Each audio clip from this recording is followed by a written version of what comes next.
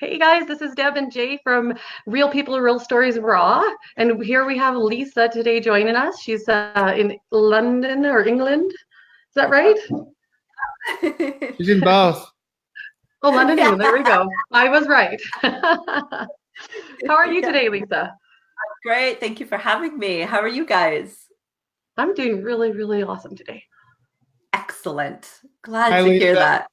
Hi, Jay. How are I'd like to you? welcome you to the studio. And today, I know it's your Monday, about 9 o'clock, I believe. Yeah, it's still Sunday, but 9 o'clock at night. Yeah. Okay, Sunday, 9 p.m. So that's right. You're only 7 hours ahead Yeah. of where I'm at in Arizona. But welcome to the show, and want to thank you for taking time out of your Sunday evening to join us in the studio. Also, Happy New Year to Thank both you and you too. to both you and Thank you. Debbie. Debbie, I think this is the first show we're doing in 2019. Oh, it is. Perfect. So Exciting. it's a new year. It's a new show, and we're honored to have you on here.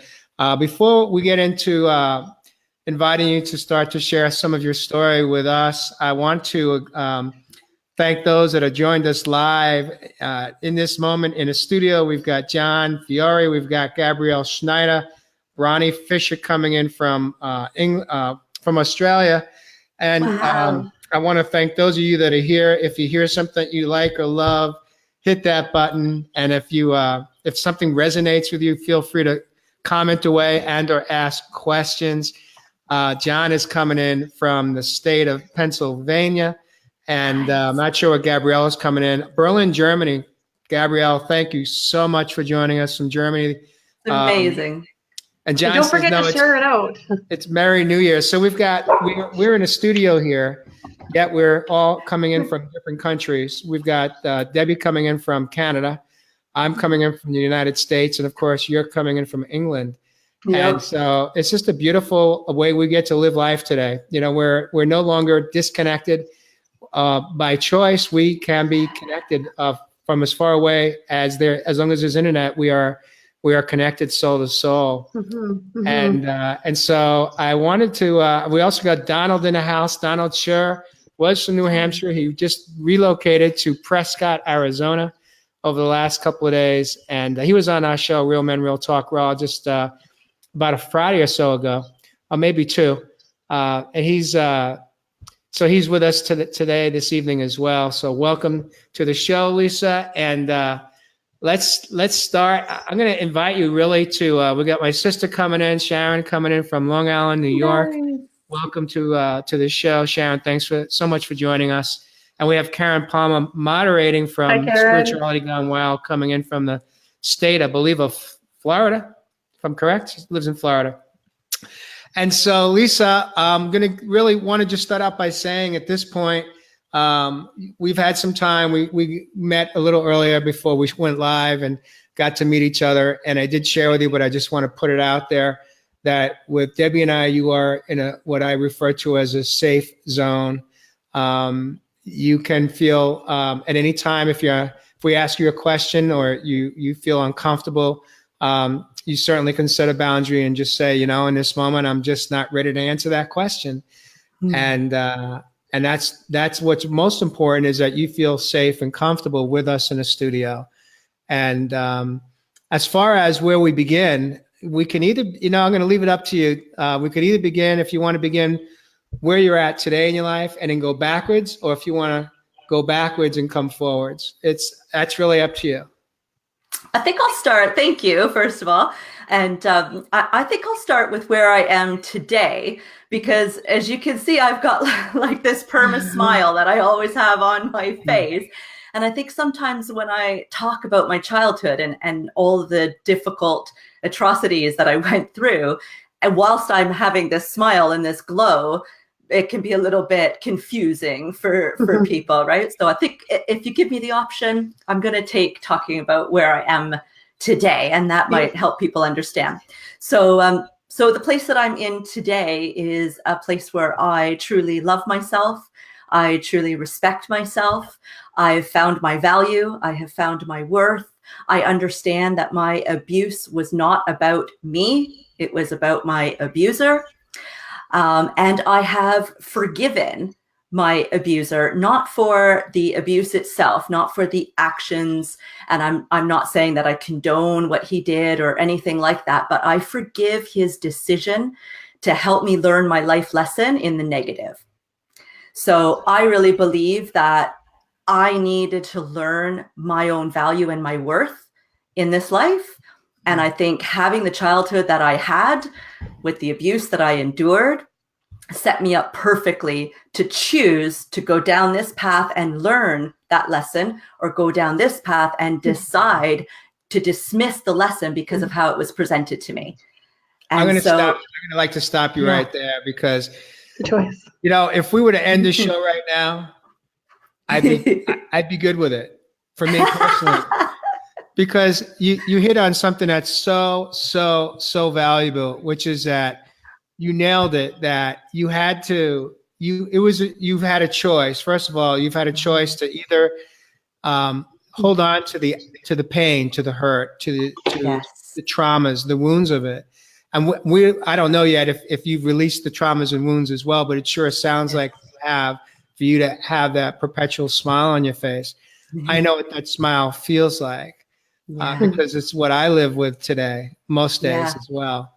But more importantly, when you said that, you recognize that you don't condone what was done, but you acknowledge that through that process, you learned a lot, what you needed to learn about yourself. That's right. As painful as it was, once you understood the power of forgiveness, and that through your ability to look at what are the lessons that I needed to learn, there's where your growth came in. And that's what that's what we see today. That's what you've experienced. And so I just want to acknowledge that, and to let you know that I too have, for different reasons, had to walk myself through that process or not. And it's a choice we all have. And unfortunately, many people choose to just sit in isolation in the darkness of the soul and in pain. And you're here, and Debbie is here, and I'm here to say that we don't have to live that way anymore. No. You don't have to suffer. No, exactly. You don't have to suffer in silence. You can speak out and get help. Exactly.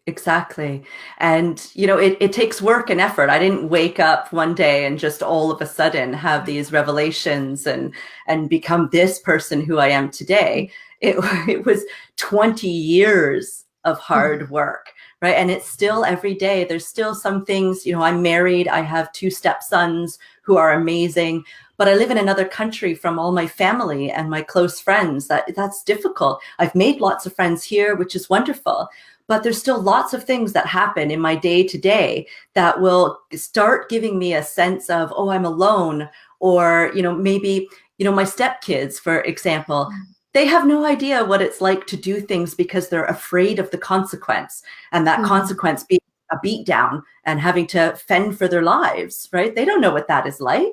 And thank God they don't know what that is like.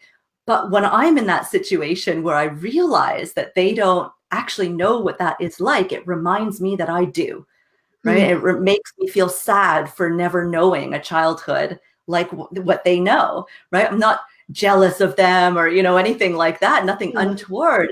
Just, it reminds me, it brings it back up from time to time. Or somebody will say something, or I'll see something on television, or, you know, there's still lots of times where I have to actually stop and say, you know, where is this coming from? And find deeply rooted beliefs that there still may be wandering around in my brain somewhere that I've got to tackle. It's not an overnight thing, and it's not a one-time thing. It's not something that once you're fixed, that's it, right? You're suddenly this whole new person and it never happened. No, what I've come to realize is that I had to embrace what happened to me after finding my strength, and realize that I would not be the person I am today if that didn't happen. I wouldn't wish to go back and repeat it, and I surely wouldn't wish it on anybody else. But that person threw me into this deep, dark hell of darkness and mud and grime and everything else. And I chose to climb my way out of it. And every now and then a foot might slip back in, and I'll have to remind myself and climb out again. But I never go all the way back down to the bottom, because I know what big a fight that was to get all the way back out. I'm so proud of you. myself. Thank you. I honor myself every moment that I can for actually doing the work to climb out of the hole, because it's not easy, right? But on the other side of that, when you come out, you can't help but be proud of yourself. You can't help but love yourself for the effort that you put in when deep down inside you didn't believe that you deserved any better than what you were getting, right? There's an analogy I'm going to just say, because yesterday I got my car stuck. I wasn't too far from my mom, which is good, but I was going to go take some photos, and I pulled into the driveway and I'm like, oh crap, I can't get out. But I didn't panic, and I called for help, and I raised my hand and said, hey, and there was another really amazing farmer that was there, and they helped me out. And I think we all think that we have to do it all by ourselves, but there's so many other people that can and have the skills and have been there before that can help you out too, right? Exactly. I think it's very similar to mental health awareness, right? When you've got all these things that go on about Facebook where people say, you know, we've got this expression to just ask for help and I'll be there. And then people saying, but somebody who is depressed isn't going to ask for help. No. You need to just recognize the signs and show up. Right? Knock up on their door with a casserole so they don't have to cook that night, right? Rock up and just say, yeah, I'd like a cup of tea. You feeling thirsty? And come in and be a shoulder, even if they don't want to talk about whatever's going on, just to have that company. And I think the same is true. That person that opens the door and finds somebody standing there with the casserole has to be willing to accept the casserole. Right, has to be willing to say, yeah, come on in for the cup of tea. I'd love to talk, even if they're not ready to talk about whatever is going on. And it's the same thing when I look back on my life, there was all kinds of people and opportunities there that I could have reached out at any time to get help, but I just wasn't ready. Yeah, when you're not ready, you're not ready, and that's okay. And that means that Exactly. you need some more time, and everyone has their own path and their own timeline, and everything happens the time when it's supposed to. Maybe they needed to experience more. I don't know what they need to sometimes stay. I needed to feel the full force of the dark, what I went through. I needed to be able to say, holy crap, I've never felt like this before, and I really don't like it. So as Brett Williams said to me, sometimes you gotta sit in your shed. That's what he told me, right? And, sorry about the swearing, but It's true. It's like they always say you have to hit rock bottom before you realize you're at bottom and climb your way up. And this is kind of similar, right? Everybody's got, you don't necessarily have to hit this horrible place, but there's going to be a point for everybody where they finally say enough is enough. I don't want to live like this anymore, right? And I don't feel shame for it taking me a full decade before I started doing anything at all. And then another decade of pretending like I was doing stuff to fix myself, but I really wasn't. I was reading books and highlighting passages in them, and I thought that was the hard work, right? I had myself all proud of myself for fighting my demons and I wasn't doing anything. I was buying a book and reading it. That was it, right? I thought the book would work miracles and do something to fix everything. It took like another 6 years for me to realize, oh, God, I've got to actually do something with this revelation I'm having from this stupid book, right? You got the tools, but now you have to use them, right? Exactly. And I don't beat myself up about all of those years that went by, because that's exactly what I needed, right? All my teen years of beating myself up and being so degrading towards myself and everything else that I did and didn't do, I needed that, and it's built me to be the person that I am today. So I'm not ashamed of taking so long to get the help that I needed. And for me, therapy didn't help. I don't want to say therapy didn't work, but I wasn't in a place where I was able to contribute enough with therapy and engage enough with therapy to actually find benefit to it. I tried on several different occasions. But maybe it was because I was looking at those times for somebody else to fix everything, and the therapist wasn't fixing everything, right? Who knows?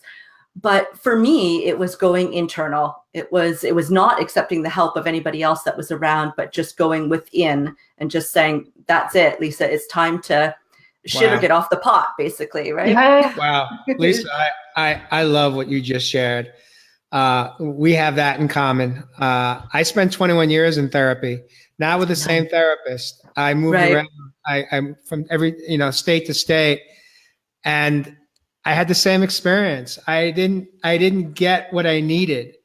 And, in retrospect, I love what you just said, because my story that I've been telling is a little different. I've been telling a story of that I just had a really bad picker, and I wasn't picking the right therapist, or Right.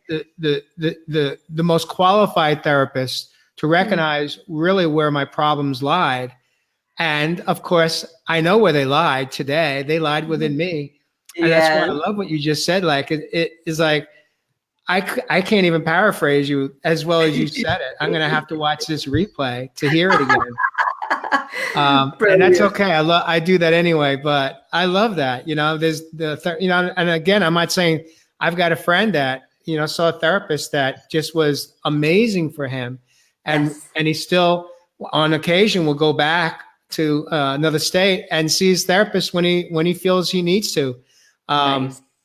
And that's beautiful, whatever works. But the fact is, for me, is that the work I needed to do was not on the exterior. It was on the inside. And so we kind of got off track here a bit, I believe. You were really starting to share about where you're at today. And we've kind of turned left, and when we went right, and I want to bring us back to the center. So can we go back to where you were at today? And I'll work really hard to be a really good listener. No problem. I do that all the time. I love it. So now I basically, I came out, so to speak, as a survivor 2 years ago, and decided that I would blog about my experience with child abuse. And more importantly, I wanted to get the story out there, but my goal was ultimately so that I could blog about all the different things that I did to get to be me. But there was a little bit of a detour that happened on my first blog, my coming out blog, which was all of the support that I got from so many people. And it's not that I didn't expect people to say, wow, and I've got your back and I'm here for you, because, that's what wonderful people do. And I surround myself with lots of wonderful people. What it was the people who said, Lisa, I had no idea. I've known you for almost your whole life, and I've always thought you've had everything together. You're so bubbly, you're so happy, you're so positive, you always have this smile on your face. And now that is actually me. But for all those years, right from 2 years all the way through until about 26 to 30, in around there, that wasn't who I was. That was the facade I was putting on, the show I was putting on for everybody else, because I thought that's what they needed me to be. And I thought that if I could pretend to be her, I would be her, right? If I just stayed silent about all the things I had experienced, they would just go away, right? So when these people told me this, that, I had basically fooled them for all of those years, it really hit home, and it made me really upset that my shame of somebody else's actions, of what was done to me, kept me silent for all those years. And not just silent, but made me project a whole different persona for everybody else, so that nobody would be able to actually spot that I was hurting inside and ask a question and get any flicker that anything had happened to me. I was normal, right? And I was going to prove it. And so that really hit home, all these people saying that. And then the other thing was a very dear friend of mine that I had been friends with for almost all my life. We probably started being friends when I was 10. So I was still in the throes of abuse. And she came back with Me Too. And she privately told me her own story of abuse. And we realized that all of the years and all of the sitting back to back in one of our bedrooms, listening to music, or all the things that we did, and we were there for each other for everything, that both of us sat in silence in our shame about this, even the shame that was causing both of us to contemplate suicide, because we wanted the pain to go away, right? We didn't want our lives to end. We wanted the pain to end, and didn't know how else to do it. And thank goodness, just didn't have the guts to actually go through with it, thank God, right? But here we were in each other's space, able to offer help to each other, able to accept help from one another, except for this bloody shame that was holding all over us. And that infuriated me, right? It really infuriated me that the shame was that heavy that it prevented us from being there for each other. And so I switched my idea and I continued on my blog about all the things that I've done, but I got into coaching and I got into motivational speaking so that now I can try to reach as many people as I can. And I can actually use the formula that I use to help other people. And I kind of have this expression that I like to use. I'm shedding the stigma one microphone at a time, where I'm like, now my goal is to get as many podcasts and radio and television shows, anything I can, to get my story heard so that other people understand that the shame is not theirs to bear, right? It's the person that did the crime. They're the one that should be filled with shame, not you. And the last thing we should ever do is let what somebody else's words and actions, what their decision to do that, affect the whole rest of our lives, right? It's beautiful. You've come so long, and I'm just so happy how you turned it to helping other people. Yeah, and that was always the goal. And it's funny, when you help other people, you help yourself, don't you? Because you can't sit there. You can't stand up on a stage. You can't stand up on a stage and tell your story and then be like, have a complete breakdown. You've got to be able to live with your truth, right? Yeah. And ironically, if I ever get close to tears about my story, it's not about what he did to me. It's always about what I did to myself afterwards. Yeah, that's always. Yeah, it's always the thing that gets me, that I would have treated myself so poorly, but then I managed to find the strength to love myself. It's like a movie, that moment when all your hairs stand on end and everything, except I'm the star of that movie, and I still can't believe it sometimes, right? You're the star, you're the writer, you're the director, you're everything of the movie. You may think you're the main star, but you wrote the story too, right? You helped yourself. Exactly. And my biggest revelation, other than, my abuse was not about me, it was about him. My biggest revelation was that, I didn't have any control over what was going on to me when I was a kid, but I had all the control over how I was dealing with that from the moment we left. And, I was in safety by the time I was 13. And yet I was abusing myself for that near 2 decades more, right? And so I woke up one day and realized, you're the only one that can control this, Lisa. He's not around. You don't respect him. You never did. He never held any kind of, platform up in the sky for you. So why in the hell are you putting so much value on his words and his actions? It is time to stop. The choice is yours. And so that's my big message, is to try to shed the stigma, and then also try to empower other people to realize that they too have this same power. I'm not some superhuman, right? I just had a revelation and acted upon it and did the hard work to be able to really feel it in every cell of my being. And you can too. And I think the big one that I'm taking away is that you were able to say to yourself, enough is enough. Yeah. I don't need to suffer anymore. It is me that's causing the suffering right now. No one else. It's me that's causing it. And I've just it's talking about it is actually making me because it's fresh for me a little bit. And it's true. Yeah. After it happened, it just I'm the writer, right? And we have the power, and I love that. Yes. You can say enough, and it's enough.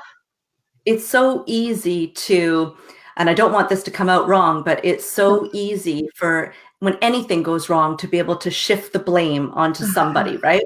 Somebody's got to be able to take responsibility, whatever it is that happens. Yep. And in a case of abuse or rape or, anything like that, there's a clear person who's responsible for it. They're the ones that made it happen. But once you're safe from them, once the experience is over, it's now all in your hands, right? They're not there anymore. They're not going to suffer one bit every time something goes wrong in your life and you blame them. They're nowhere near the picture. They have no idea. They're not suffering from that. You are, right? You're the only one that is suffering by continuing to put that blame onto that other person, right? Yeah, they put you in the hole, but you're the one choosing whether you stay or you climb your ass out of there, right? Should I stay or should I go? That's okay. That's true. That's okay. Right? Should I stay or should I go? Exactly. I was going to say as well, just touching on that subject is, left my mind, but just basically how you chose to not only climb out, but help others. I think that is just incredible to be able to just turn your dark into light for other people too, right? Yeah, exactly. Exactly. How did you stop the pain, or not stop it, but how did you deal with the pain instead of thinking it's going to be fixed all the time? And how did that happen for you? For me, I treated the pain as my weakness, and I found strength within it. So I allowed myself to go back and congratulate myself for how I dealt with the situation at the time, just being a 2-year-old baby up to a 12-year-old, adolescent. And I really took a hard look at the fact that I would have had virtually no tools at my disposal. I was very naive, as I should have been, as just that young. And so I didn't know a lot about life. I didn't know a lot about options. I only knew what was in front of me, yet I knew that it was wrong to physically hit somebody. I knew it was wrong to yell and scream in their face. And I surely knew that the sexual stuff was wrong. And I chose to deal with it in the best way that I could at those times. And so instead of using, my lack of, wisdom, instead of putting myself down all the time for, oh, Lisa, you should have done this. You should have told people earlier. You should have left. I had just allowed myself to embrace the fact that I was just a kid, a scared little kid that didn't know what to do, and did the best job that she possibly could, and allowed myself to feel the pride in that, so that it's not that I've replaced the pain necessarily, but it's just that every time the pain comes up, I allow myself to find the strength that is there as well. What I'm hearing is, what I'm hearing is you changed the perspective of your memory. You went back, instead of saying, oh, this happened to me, this is painful and it hurts and I can't believe he did this. You turned it and you said, look at this. You were able to step out and say, wow, this little girl, she survived, and this is what she did. These are the steps she took. This is what she did at this time. She didn't know anything different. And you embraced your inner child and you loved her through it. And Exactly. And at the same time, I look at, what beliefs I would have gained from those experiences as a kid, and how I would have interpreted that information to create the belief about myself. And then any time that I would question myself about how long it took to overcome this and whatnot, I remind myself of what those beliefs actually did to me, and remind myself that it doesn't really matter how long it took. The fact that I finally did do the work, some little whisper in the back of my brain said, Lisa, you are worth this. You deserve to have better than this. And rather than slamming her down to the ground like I normally would, I said, prove it. Yeah, prove it. And kind of put it as a challenge for myself, right? Prove that you are better than this, then, Lisa. Stop your whining kind of thing. Let's see what you've got. And I proved myself. And over and over again, I think you're proving yourself to so many people right now, and your story is amazing. Thank you so much for coming on. Thank you. Well, I should probably talk about the past, shouldn't I? Yes. Speaking of stories, there's not a better time than for us to buckle our seatbelts and allow you to walk us through and reveal what you feel comfortable sharing. Yeah, absolutely. So I always like to say that I usually kind of do the external perimeter walk around the abuse, because not everybody is in a place of being able to hear it, but feel free to jump in and ask me questions about more detail wherever you would like. And same thing with the comments. I'm just having a look at all the comments here, and I just want to thank everybody for being so engaged and so active. That's really great. So my abuse started when my stepfather was introduced to the household when I was 2. And, you don't have a lot of memories from when you're that young, but all of the memories that I have are of what I felt, right, more than what I saw or experienced. And I always felt like I hated him to my core, right? He represented evil. He wasn't safe.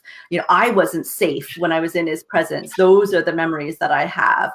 And I don't remember the majority of my childhood. And what I do remember is the houses that we lived in, And we moved very frequently. We moved roughly every 2 to 3 years. So I remember my life based on which house we were in. So then from there, I can do the math and try to calculate roughly what age I was. So often when I tell my story, you'll hear me say roughly around the age of, because I actually don't know. Right. So around the age of 3 is my first memory of physical abuse, which was sitting around the dinner table, and keep in mind, a 3-year-old child, and I wasn't eating my dinner fast enough. And so this was the 1970s, late 1970s, and we had those great big wooden spoons and forks as decorations on the wall. I don't know if you guys know about these. They seemed like they were in everybody's house. They were in my house as well. And he would take down the wooden spoon off the wall and force feed me with the spoon. And then if I still wasn't eating fast enough, I would get the strap, right? Which doesn't sound like, I know a lot of people got the strap or got spanked or whatever when in the 70s, but he obviously was a person that really enjoyed inflicting pain, right? So it wasn't a little pat, it was a full belt off strap across a bare bottom type thing, right? For not eating my dinner as fast as the full grown adult at the table, right? And my earliest memory of the psychological or mental abuse was around the same time, which I don't remember him starting to tell me what ended up becoming my mantra. It just always was. And that was that I was ugly, stupid, worthless, useless. Nobody would ever love me and I'd never amount to anything. But I do remember that around the age of 3 is when he gave me my nickname, which was Gonzo, off of the Muppets character with the extremely large nose. So, now as an adult, I look back on it and I say, these were all part of his tactics to, just like in domestic violence, right? Where they work on your psyche first, right? They break you down mentally so that then they know that you're not going anywhere. You're never going to tell anybody, you believe that you deserve this, or you at least believe that you don't deserve any better. And of course, he was doing the similar things with my mom, with her psyche. Although, I don't remember specifically with her, I can barely remember with myself, right?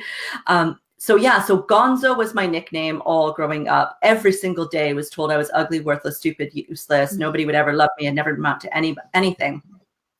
And the physical violence got worse and worse as I was going on with the spankings and things like that. And then he started becoming very controlling to the point, I had hair that was actually very similar to this. And he hated when hair got into my eyes. So I had to wear little hair clips to pull my hair off to the side. So my mom would make these hair clips for me, which I loved. I thought were so beautiful. So he would start controlling little things like that, right?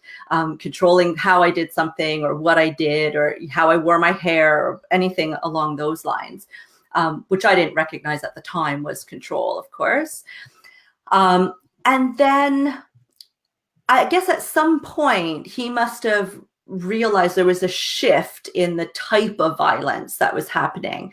It's almost like he started feeling like I was too weak, like it was too pathetic to beat on me. And so he started training me how to fight. So he would force me to watch boxing. And I would have been about 6 or 7. Right. So not entirely normal. So would have forced me to watch boxing and then spent the next hour or so training me on how to actually punch and stand and block and all that kind of thing. And which worked really great for his cover, because of course, every time my mom would walk in the room and we would be fighting, he would just say we were play fighting, or he was teaching me how to defend myself or something along those lines. Right. And my mom would leave and the real fighting would continue. So I started getting quite good. So by the time I was maybe 8 or 9, I was getting good enough that I could actually defend myself quite a bit from him and inflict a little bit of pain. And that was the turning point of everything.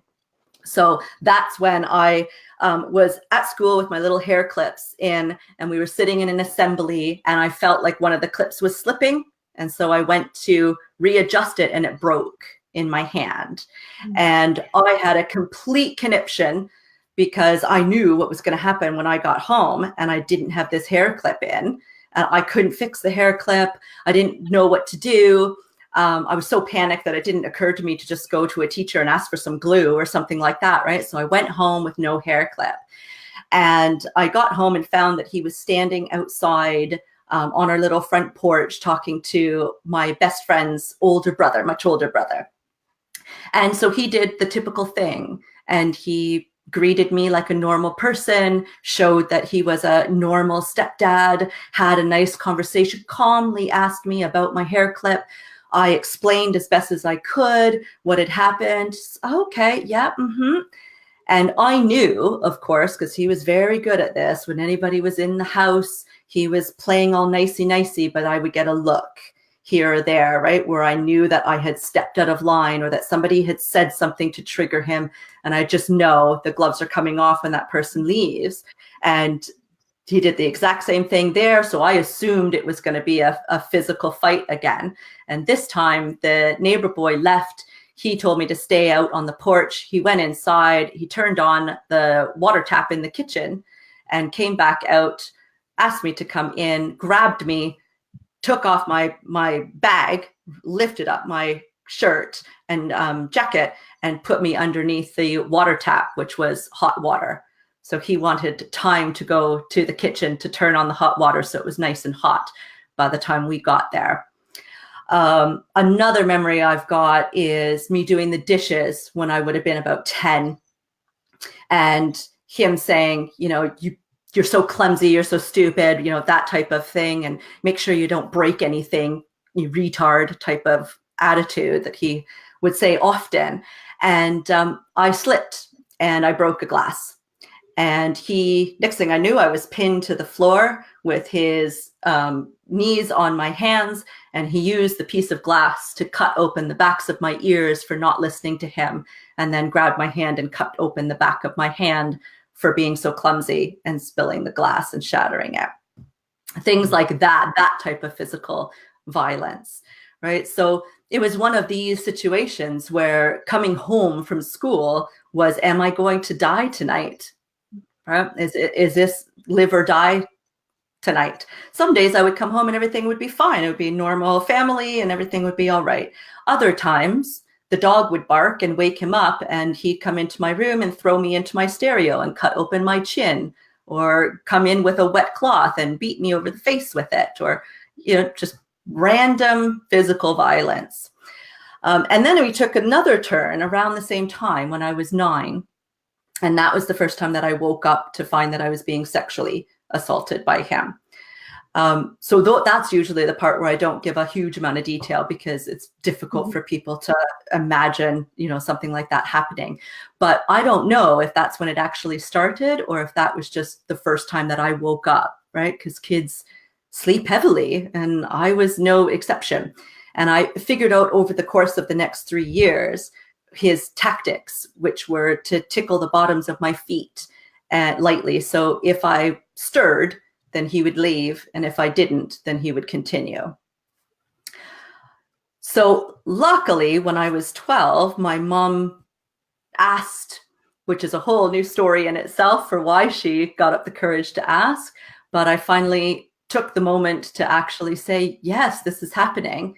And thank God she had the courage to get me out of there, and gone we were, safe and sound. I'm going to invite you to, do just that. Take a nice, take a nice deep breath. Yeah. I know it's heavy, isn't it?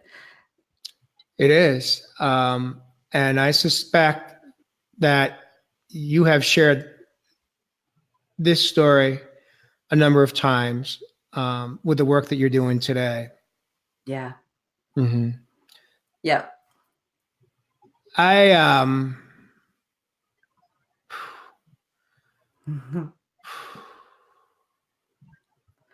know.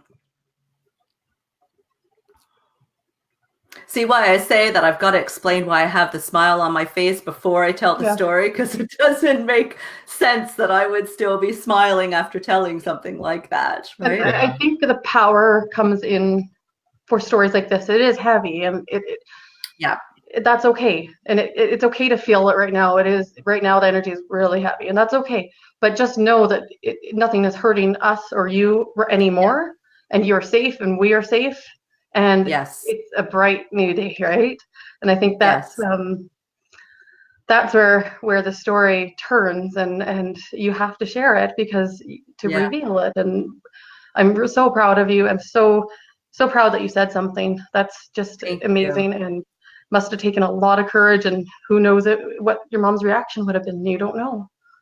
Well, this is the thing. Like when you're a kid, you think that all of the adults around you know everything, right? Yeah. Like your teachers, your parents, your friends' parents, they always know when you are rolling your eyes behind their back, right? They had every answer to every question. And this was in the days before the internet, right? You couldn't just Google that on the side while your kid's waiting for your answer, right? They were superheroes. So I thought everybody knew. I just thought that they weren't doing anything because they didn't think I was worth saving. So why would I speak up, right? My abuser didn't have to threaten me or say anything to me to make me not say anything. I thought everybody knew, and I just wasn't worth saving. So why would I rub salt into the wounds by openly talking about it with anybody, including my mom? But in the moment that she asked me, my first thought was to lie and say no. And then my next thought was, wait a second, why is she asking me? And I realized in that moment, oh my God, she hadn't known. And then the shame hit, right? Where I thought I could have saved myself all those years ago if I would have said something. And then that's where all the shame started to stem from, right? So I nearly said no so that I could make the shame go away and just forget that everything happened. But luckily, I don't know where I got the strength at just 12. I said yes, right? And I don't know where my mom got the strength either, but pick up and leave is exactly what we did. Thank God. And you know what? There's a lot of my own clients or, you know, people in my support group that I've got that they didn't have parents like that, right? They didn't have a mom that was willing to just believe. I mean, she didn't ask a lot of questions. I didn't want to talk about it at all, right? I was in this weird place of thinking that she knew it all, so I didn't need to talk, while realizing at the same time she knew nothing.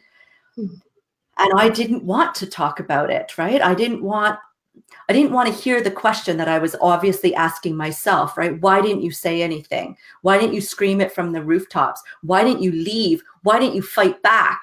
Right? I didn't want to answer any of those questions because I was asking them to myself. And so I just thought if I didn't say anything, I would be like everybody else and it would just go away and it would just never have happened, including with my mom. So she didn't actually know many details at all. She just knew that I said yes to her question. And that was all she needed. And there's so many other people out there that that's not how their parent responded, right? And ended up taking the abuser's side or just not giving them the support that they needed. And I can't even imagine what that would be like. Now, do you talk to your mom openly about it now?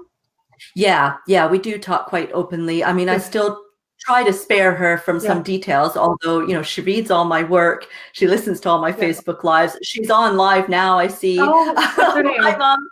Her name's Shirley. Hi, Shirley.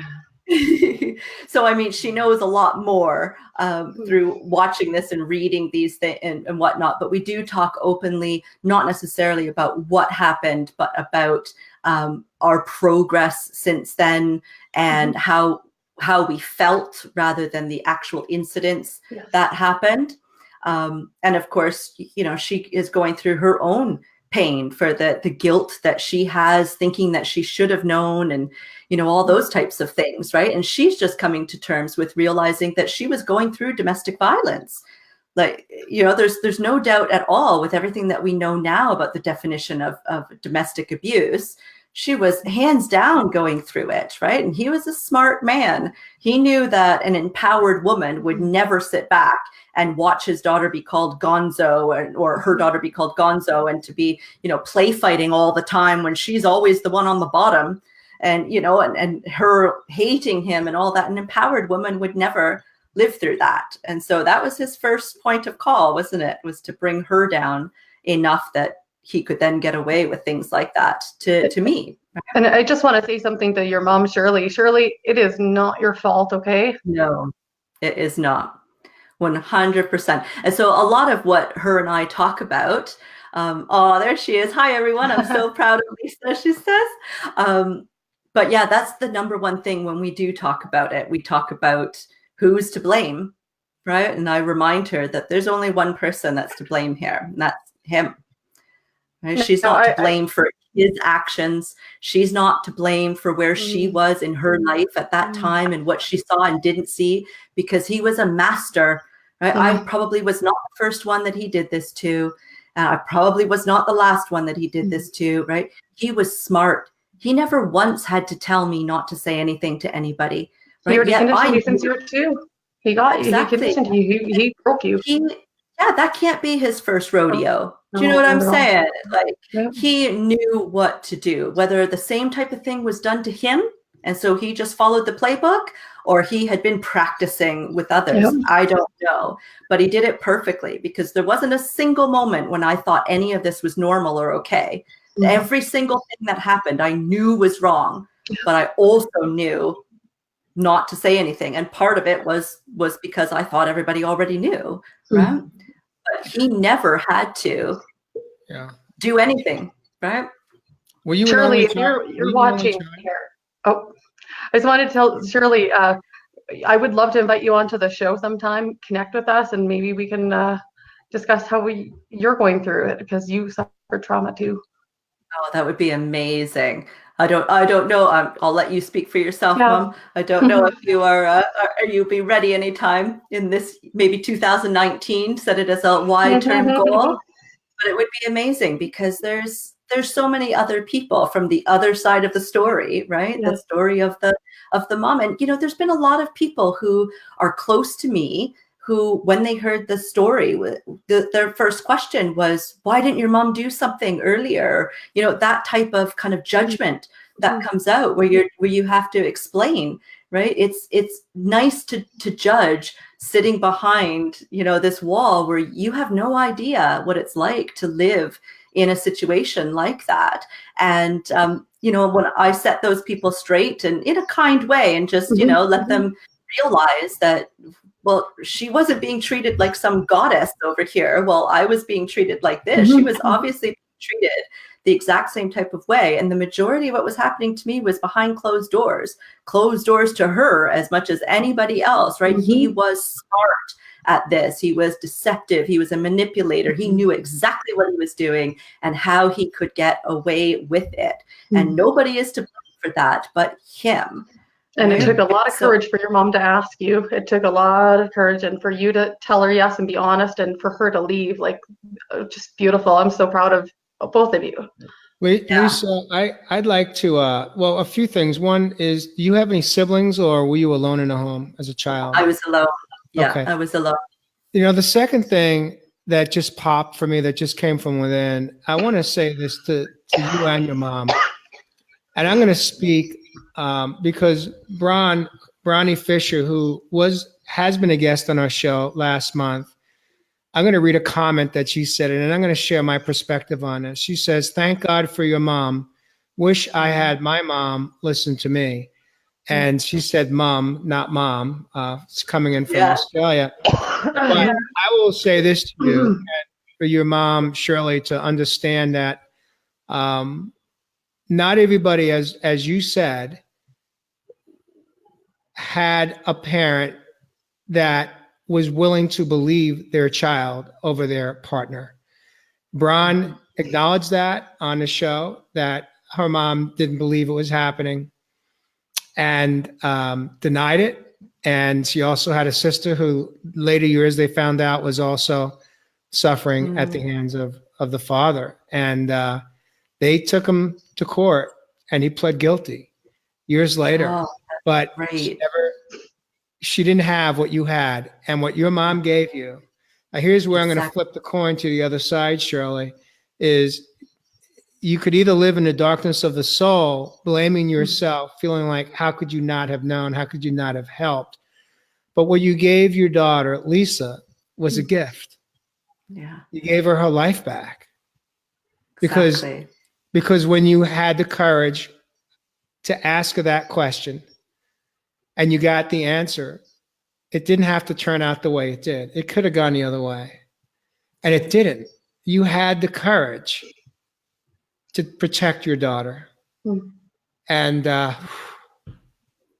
and the message that sent to me at that age, right? Even being so young and mentally immature to not really understand, comprehend everything that was going on, that still, when you believe that you're not worth saving because nobody's stepping up to the plate for you, and then she finds out so little, in that moment of her asking, it really did all come together for me to realize she knew nothing. She didn't know anything. And she only asked if it was happening, and all she needed was a yes. And that message that was sent to get me out of there and to keep me safe from that point on, was one of the biggest messages that I was able to pull back out of my subconscious memory when I was ready to start doing my hard work, that somebody did believe that I was worth it, right?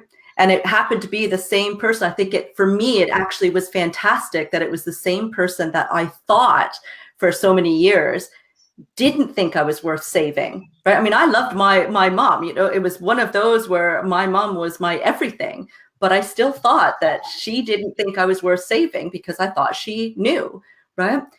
And for me to realize that she didn't know, and the second that she knew, that the priority is to get me out of there and to save me, that really was what I was able to fall back on when I didn't believe that I deserved any better, when I really believed that I deserved to have all the torment that I was putting myself through, when I really believed I was ugly, stupid, worthless, useless, nobody was ever going to love me, and I was never going to amount to anything. When that was my mantra every second of every day, and I decided enough is enough, that is what I was able to go back to say, no, I am worth something. I am worth a lot. I must be, because I was at least worth saving. I just want to kind of go into a little bit now. When we were talking, you decided to press charges, and yes, you fought for yourself. And this is a bracelet I got given to me. I don't know if you can see it, but it says "Be your own hero." Be your own hero, and you chose to be your own hero. Your mom saved you, but you saved yourself. And I just want to tell us how it went and what you thought about going through and telling and pressing charges. Yeah, I love my most favorite quote, and I don't think it actually has a known author, is "She needed a hero, so that's what she became." Oh. And that really was like my driving force when I first decided I was going to do the hard work, is I was looking for somebody else to fix it, right? Somebody else to come in as the knight in shining armor and just wave their magic wand and take all the pain away. And when I realized that, no, I'm the one that's got to take the pain away and change all of this, that quote just popped out of seemingly thin air. And I thought, oh my God, that's exactly what I need to do. I need to step up and be my own hero and stop waiting for somebody else, right? So I decided to come forward because when I was 16, I was going to counseling, right? So I had said that therapy just didn't work for me the several different times, but I did try it several different times. And when I was 16 was one of the times, and I had a really great counselor. And through my work with her, I started feeling strong enough that I wanted to bring him to justice. And I didn't know what to do. I was only 16. I didn't know how to go about that. And my mom didn't either. So my mom contacted the police, the local police, and asked them, what do we do? What's the process here? And their response was to tell my mom that so much time had passed. It had been 4 years, right? That's at 4 years. So much time had passed that that would go against me, that it would look like I was lying and had 4 years to make it up, that they would splash my name and picture all through the newspapers. So everybody was going to know, all my friends, people on the street, random strangers, like they really went for it with the fear tactics here, right? And basically just said it's going to be her word against his. So our advice is to drop it. And when my mom came home and told me that, I thought, if the people who have a job to serve and protect don't want to protect and serve me, well, I guess I don't have a case. I'm not worth serving and protecting. So I let it go, right? I walked away, and I walked away from the counselor as well, because I felt so much shame for not actually following through. And then when I was 20 and I got spurred on again, I realized, oh, well, 4 more years have passed by. If it was a problem 4 years ago, well, now it's 8 years, right? Now it's a real problem. And then at 25, and then at 30, and at 35, and so on. The amount of time was obviously increasing. And I thought that would decrease my credibility. And then the Me Too movement happened. And then the Why I Didn't Report movement happened. So the Why I Didn't Report movement was the hashtag on Twitter, right? And people were telling all their stories for the reasons why. And I decided I would launch a campaign on this as well. And I posted a reason every single day.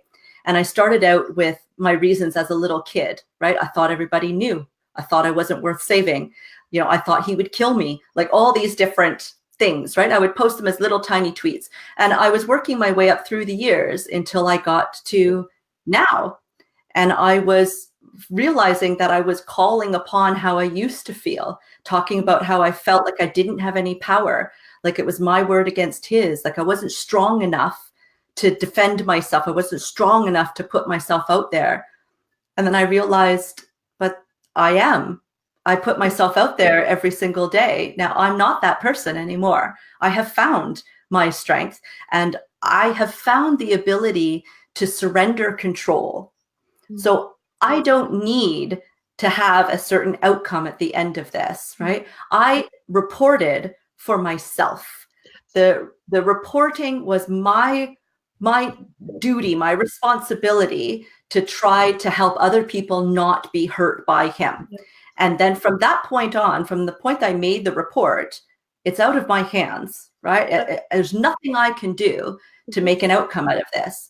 But I was fortunate enough that the police detective that investigated the case felt that there was more than enough evidence to go through. So he was arrested in the beginning of December, and he was charged with 3 counts. And he has his first court appearance in a week and a bit. And is it in Toronto, or is it in just outside of Toronto, in the province of Ontario. Yeah, in Canada. I'm going to. So I didn't mean to cut you off, but I'm going to contact UBACA and see if there's a chapter there. They're Urban Bulldogs Against Kids Abuse. Maybe they can help you and be there with you and support you. I'll ask them. Oh, that's incredible! Thank you so much. So now that that to me, that's my justice. The fact that the police officer was able to talk to different people and found that there was enough evidence to charge him. And now, again, I've got to surrender control, don't I? Because I don't have any control over how he's going to respond to this, whether he's going to plead guilty or not guilty. I don't have any control over how the trial is going to go, what the outcome of the trial is going to be. I have no control over any of that. And so somebody from Victim Services contacted me and asked me what I'm hoping the end result is going to be from the trial. And I thought to myself, well, obviously I hope that he's going to be proven guilty and he's going to get some sort of, jail time or something. But I didn't say that out loud to her, because I thought, but if I put that stipulation on it and I put that out to the universe, then anything that comes out of it that's not that is going to leave me disappointed. Like he could be found guilty and not be given any sentence, right? He could be guilty and given a fine, or I don't know what all the options are, right? But rather than me focusing on this one option that I want to have happen, I have to trust in the universe and say whatever is supposed to happen is going to happen. I've done my part. My next job is to show up at the trial, be honest and open, and answer all the questions that they've got. And that's it. There's nothing else I can do about that. And I completely agree. That's been my when I filed against the rapist, I didn't have an outcome. I didn't have it in mind. I said, you know what, he's going to get talked to, and if he gets charged or not, he's going to hopefully not do this again. But I brought it up, and you have no control over the system. We don't, but we have control over bringing it up and speaking about it and talking about it, and they can't shut me up. I'm sorry. Exactly. I was born to talk, and I know all of it. Lisa, I have a question Yeah. that comes to mind is when you made the decision to file the report, Yeah. and I believe you did it online, you didn't Yeah. have to fly to Toronto. No. How have you been since that day moving forward? Has that changed anything for you? That's a really great question. I'm really glad that you asked that, because I really want to be transparent with the whole process, because I think a lot of people would choose not to report because of the fear of the unknown. And so I don't want to make it sound like it is easy, and I've had no problems with it. I want to be open and honest. And, honestly, when I spoke to the detective for the first time, well, actually, when I filed the report and I hit submit, fear came over me, right? A fear that I haven't felt in so long. And it took hold of me for a good few days. And then it started to fade. And it's almost like, I just pretended it didn't happen. And it took about a month for me to have the interview with the detective, which was just on the phone, recorded.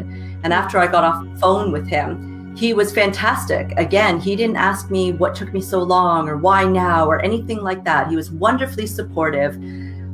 But the fear and the anxiety that came up, where I started to question, what have I done? I have been so selfish. I didn't take into consideration the safety and the well-being of those around me. Right? I had 2 friends that came forward and spoke out on my behalf. They're at risk now, right? Or potentially at risk. My mom is potentially at risk. I have a half sister and a half brother and a niece from my biological dad and his wife, my stepmom, right? But they could all be in danger, and they're in a whole nother country. They're in Canada, where I can't do anything, right? I felt very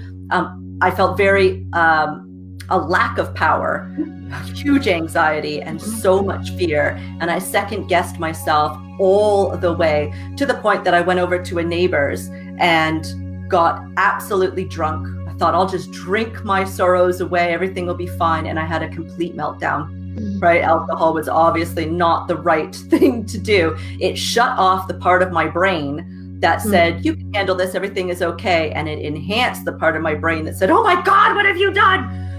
Right? And I had a 3-day lapse of complete and total anxiety, where I thought I was envisioning him getting on a plane and coming to the UK and coming to my neighborhood and not knowing which house I lived in and knocking on all the doors and killing all my neighbors until he reached me. I had visions of him coming through my house and me not being able to protect my stepsons and something happening to them.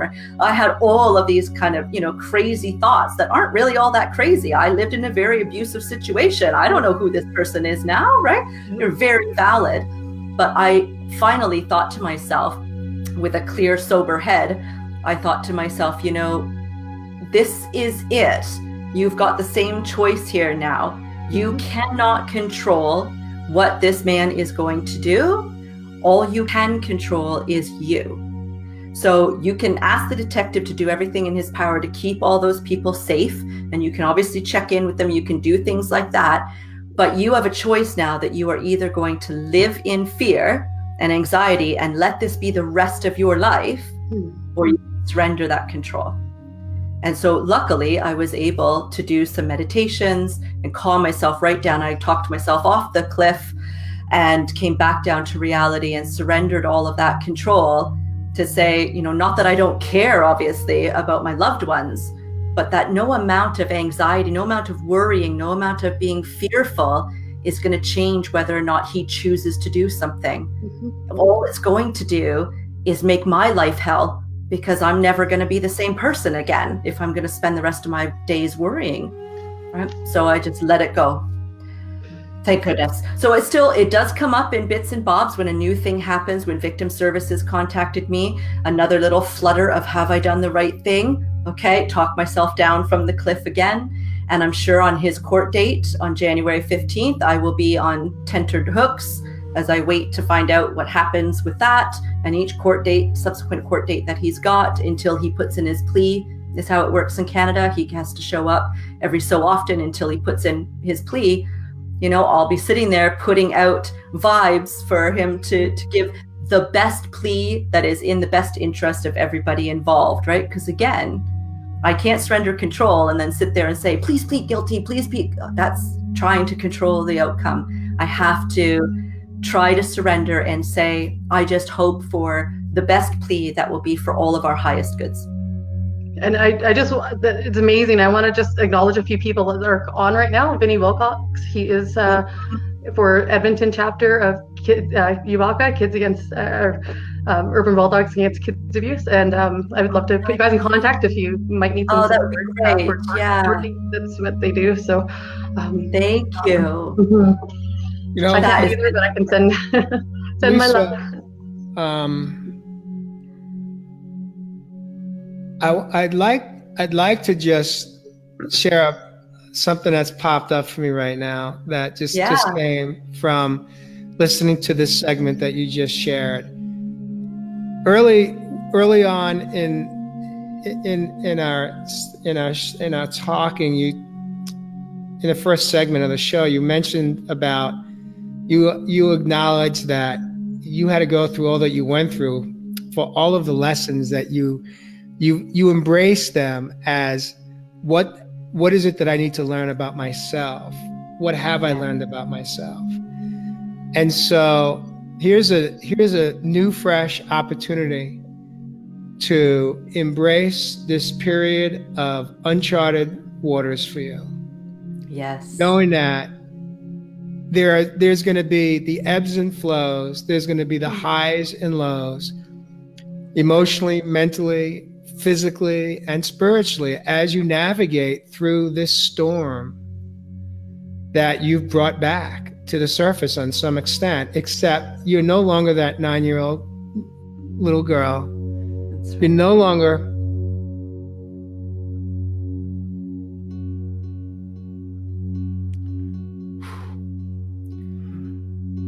that 12-year-old, and that you could now protect yourself. That little girl is still alive in you. And little Lisa now has big Lisa, mommy Lisa, to protect her. Yes. And when you start to doubt, a lot of that may be coming from your inner child, from that 9-year-old, that 12-year-old, beautiful, beautiful young girl. And today you can protect yourself, you could nurture yourself, you can love yourself. And I know you're doing all of that. I know that because I see it, I feel it. But I also invite you to look at this period, this time. Open your arms, open your heart, open your soul to just embracing all that comes in this moment now. Yes. Because there's going to be so many new lessons and opportunities for growth for yourself that will take all the work that you're doing to a whole nother level. It's like a whole new book that you're going to be writing now. And if you haven't written the first book, this is like the second book, Yeah, exactly. And it's just such a gift that you chose to give to yourself by making a conscious decision to move forward in a most courageous and brave way. And I believe that you probably are doing it not only for yourself, but doing it for others in case he's still a perpetrator and still hurting people. Yes. That perhaps maybe you have the ability to influence one person getting off the street that's hurting other people. Yes, exactly.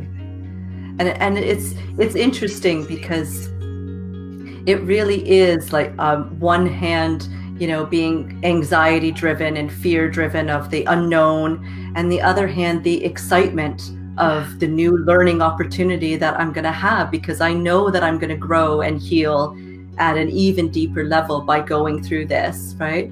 I've done the work to heal my inner child, but I feel her still there, of course, right? We all have them there. And there's part of me like little things, well, not so little necessarily, but showing up at the courts and seeing him now. There's two sides of that where I am very curious, and I'm quite excited to have the opportunity to be able to face him as the adult, strong, independent woman that I am now, so that I can show my inner child, I've got you, girl. Right? Exactly. Yes. What shirt do you want? I want to send you a shirt here on that day. Holy man. Exactly, right? Great, right? right? Yeah, exactly. Yes. Love it. And so there's a lot of people that, are around me that are obviously, they're worried about what that moment's going to be like when I have to come face to face with him. And of course, there's a part of me as well that is worried about whatever fear might be brought up, and I'm not going to be so naive as to think that there won't be any negative emotions at all. It's going to be probably traumatic to lay eyes on him for the first time in all of these years. And I don't doubt that there'll be memories that will return that I have long ago pressed down. But I'm excited to actually be able to face them, though, because I don't fear, if that makes sense. I'm not afraid of those negative emotions, those, negative feelings. They don't scare me at all like they used to. It excites you because it empowers me. Exactly. Yes. It allows me to learn and grow. And I don't think, like, having a positive mindset, for example, I don't think that that's about being positive all the time. No. I think it's about allowing yourself to feel everything. And that when you are down, being able to take that opportunity that's there and learn from it and grow to pick yourself back up. And so for me, it's another opportunity. I don't doubt that I'm going to go down, right? I don't doubt that it's going to bring me down on some emotional levels. But I also know that I will enjoy the climb back up because... And we're here. We're not going to let you go too far. Don't you worry. Yeah, thank you. Thank you. Yeah, exactly. So it sounds like you clearly understand just what you said, echoing what I shared, is that this is going to take your healing to a whole nother level. Your growth, your lessons, and your healing. And although it's going to be challenging, it's going to be difficult, it's going to be painful, it's going to be triggering, it's going to be all those negative things. Through that, there is going to be lightness, another level of lightness that you have yet to experience. And what it comes down to is, I believe I'm going to paraphrase you. Something you said earlier is that this whole process, rather than identifying, breaking that wishbone in that chicken or turkey, we don't need to do that. We just need to have faith and trust, and however it's supposed to work out and however it's supposed to play out, it's going to happen just the way the universe has it lined up. And sometimes things don't play out the way we want them to. They play out the way they're supposed to. Exactly. And it doesn't necessarily align with what we want. But even in that moment, there comes the growth. There comes more healing. Exactly. We learn more about ourselves. We don't learn when we're just having fun and life is great. We learn when we're challenged. Yep, exactly. And we don't always know what we need. We know what we want or what we think we need, but we don't always, we're not like always a captain of our ships. I'm sorry. It was hard to get out, but we're not always. We have to let it flow basically. And whatever happens, let it be. Exactly. Everything doesn't always pan out the way that we want it, but it always pans out the way that we need it, right? Exactly. We just don't necessarily recognize it in the moment. Yeah. Well, Lisa, I want to just to let you both know we are 15 over the hour, so I'm going to be staying a little longer. We could do one of a few things. We could either keep going now, but something's also telling me within that there's a part of your story that I would love to dig in a little more on. Not moron, but more in. More in, yeah.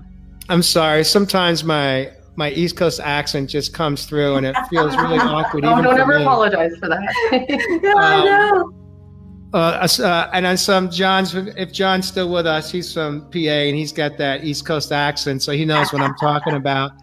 But something that's resonating with me right now is the work that you are doing today in your life. You touched on it, but we really didn't dive into. And because of how vulnerable and real and authentic you have been with us this afternoon, I want to also just acknowledge you for that and thank you. I am humbled by your willingness to not only show up on this show and share what you have, but the work that you have done in your lifetime to heal is just so beautiful. Having said that, I believe that there's more of a discussion that I'd love to have with you, and I know Debbie will echo, is that what you're doing today, I'd love to learn more about. First of all, what did the process look like to go from where you were living in the darkness within to the lightness that clearly shines through your soul and out on your face as we sit here and look at you? I really want to hear more about what that navigation, that roadmap looked like for you and how you got from there to here. And if you're willing to come back on a show, I'd love to have you back on, and maybe it's, to be continued. Maybe we just have you come back on next week if you're available. I would love to. That would be great. Because you have so much, you have gone through so much, and it's the healing part of the journey that I think is so important for our community to hear, because I know that there are people out here globally, across the world, that are suffering today. And perhaps maybe through the second show, they'll hear something that will help them begin to have the courage to change. That would be amazing. I want to kind of go into a little bit before we sign off here, is just what are you doing now to help others? What are you doing? So for the helping others part is my coaching program that I put together, which I think aptly is named Survivor to Warrior. So the work that I first started doing was to come out of victimhood into survivorhood. And then once I did that, I realized that to survive wasn't enough. It just meant I was still alive. And so then the real work became going from survivor to warrior. And so that's the coaching program that I have put together, which is a 3-month-long program. And then I've created an online course that is 6 weeks that's called Moving Forward After Abuse, because not everybody can afford coaching, right? It can be on the pricey side for a lot of people. And so I wanted to offer something that was more in line with some people's financial abilities. And then I do all kinds of free things as well, right? I've got a lovely Facebook group that offers free support, and I do all kinds of things on there. Right now I'm doing a 30-day challenge for the new year, which is completely free, which is all about your emotional well-being. So it's introducing people to meditation and taking some time out of their day for self-care so that they teach themselves their value and their worth by a simple exercise of just taking 4 minutes to do a meditation, right? Just every time that they take time for themselves, they're inadvertently teaching their subconscious mind that they are worth that time, that they have some value, right? It's little things, right? It's hard to sometimes see yourself from here getting all the way up to here where you want to be. That's a really big leap to make, and you don't know where to start. So small step is big priority.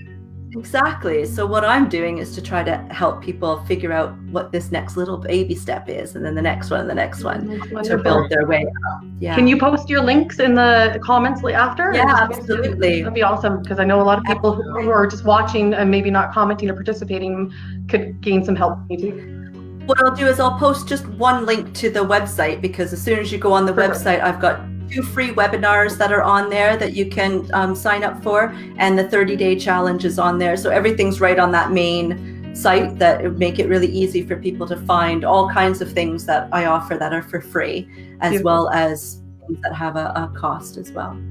Beautiful. Thank you.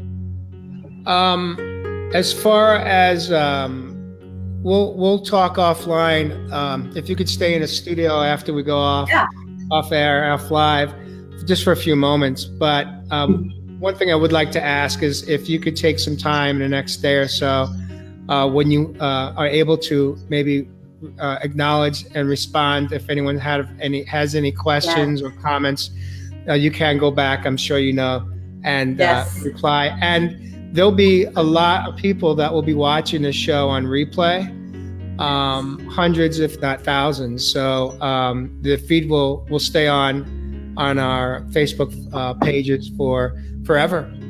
And that's amazing. And share this out to everyone. Anyone watching, just share it out. You don't know what friends might see it, and you might be able to help, and don't even know they're going through it, because Facebook, you cover it with a mask, you face it. Well, that's just it, right? Call it soul book instead. That's what we were talking about at the very beginning, right? Everybody is really good about putting that facade up and showing you what they think you need to see, even if they know your story, right? Even if they know, obviously, the people that are watching have gone through something, that's why they resonate with us and what you guys are doing and being on the show today. But even if they're open and openly discussing what happened to them, doesn't mean that the people that are around them are all taking that as an opportunity to reach out for help, right? So by sharing it out, you just never know who it's going to touch, and that one person that can make a difference for, right? Exactly. Lisa, with just a few seconds left here, I'd like to ask you, in this moment, how are you feeling right now? I feel great. I love to share my story, because I know, everything that I went through in my healing journey, I did before the internet, almost all of it before the internet. And because I didn't get on with therapy, I wasn't contributing as much as what I needed to get on with therapy. I didn't have this kind of support. While I knew that this happened to other people, it wasn't something I had access to hear other people's stories. And even the self-help books that I was going out to find, I wasn't looking for self-help books to get over abuse. I was just looking at, how to gain confidence and the universe as a whole, and understanding the complexities of the universe and that type of self-help. I was almost in denial while I was trying to help myself, and I didn't have anything like this. And so every chance that I've got to tell my story, as much as it might bring up some things, when something comes up to the forefront for me, I really don't get upset by it. I look at it as the opportunity to say, oh, I didn't realize I still needed to work on that. I'm going to do that. I look at everything now as an opportunity. And so, there's a few things that have been brought up with us talking that I think, that's a really great way to look at it. Like, I'm even more excited now to actually go into the court system and face him. Whereas before I was feeling fear and anxiety towards it. Right? Yes. Yeah, stuff like that. And it just, I know that there is somebody that's going to watch this that is going to be affected in a positive way because of our conversation. And that just brings so much joy to my heart. It really does, right? To be able to just have somebody see it and feel it and resonate. Just, it's what I wish I could have had when I was going through everything. But you do now. Really wish I could. You do now. I do now. Exactly. Please let us know your court dates if whenever they happen. Maybe we can kind of talk about it, how it went, and we can kind of go through it together if you want. I would love to. I think that would be really lovely. Maybe I think that would be really lovely. And even if we could do an episode, immediately afterwards, when I haven't had a chance to kind of decompress, because then that will show the real rawness of what I'm going through in that moment. Because it's one thing for me to talk about how I had that downward spiral at my neighbors when I drank too much, and I was filled with anxiety for 3 days. But 3 days of anxiety to somebody that suffers from anxiety every day of their lives is nothing. They're laughing right now, thinking that I'm, making a mockery out of anxiety. Whereas, when you can actually see me in the throes of that, where I can actually be like, this is real. I will pick myself up out of this. I will. This is not a facade. This is who I am. But just because I'm up doesn't mean I don't let myself go down. If I need to go down, that's where I go. And there's nothing wrong with that. And I think it would be really lovely to come on immediately after court to show that. I would love to have John Fiore come with us, and he does EFT tapping, and he has helped me through mine. Yeah. Oh my goodness, it is just a beautiful thing to follow, and you just tap out all the negative, all the thoughts of not enough. You get to the place of being safe again, and it's just beautiful. So let's plan that, okay? Yes, that would be fantastic. I would absolutely love that. You okay with that, John? He's on watching. I think he's going to be more than okay with that. I've never known John to say no. No, me neither. Not to me anyway. Yeah. He's such a giving, beautiful soul. I'm gonna, Deb, unless you've got anything else to say, I'm gonna just, you could say a few words and I'm gonna just close this out right now. Yeah. I first of all, thank you for coming on. I'm so blessed that you had that sponsored link up. I just saw it. I said, I need to contact you. You're amazing. You're a survivor. And I'm just so happy we're connected. And speak your truth. Don't be afraid of your truth, because it's yours. You own it. And you can change how you feel about it by changing how your memory of it is. And you can take the good of it and the survival from it. And I love that part. I love that about you. So thank you so much for coming on. I'm so proud of you. Thank you so much for having me. Lisa, my closing words to you are, you are amazing. You actually affected me today. It's all beautiful, for us to be able to come together. We had not met until a couple of hours ago. And to be willing to be vulnerable together and have this honest, real, authentic conversation is a gift that we get to experience today for ourselves and for others that are willing to be open to receive. And I could tell you right now, my body is tingling. Oh, yes. I love when I reach this point of just physical awareness, of physical change. I'm in just total gratitude for you right now, and I thank you and I honor you, and I look forward to seeing you on the next show. And with that, I want to thank those that joined us in the community, and we'll catch you next time on Real People, Real Stories. Real Stories, Raw. Have a good day, everybody.